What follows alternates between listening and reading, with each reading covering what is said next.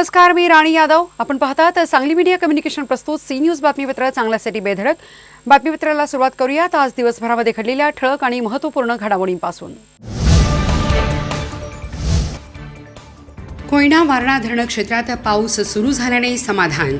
सांगलीमध्ये पावसाची हजेरी.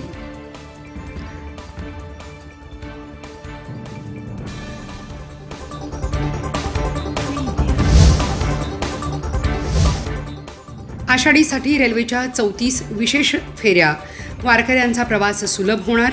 प्रवाशांची संख्या वाढल्यास आवश्यकतेनुसार आणखी विशेष गाड्यांची शक्यता.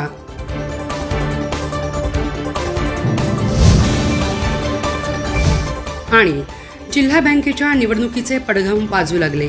आजपासून ठराव घेण्याची प्रक्रिया सुरू. 22 नोव्हेंबरपूर्वी प्रक्रिया पूर्ण करण्याचे आदेश.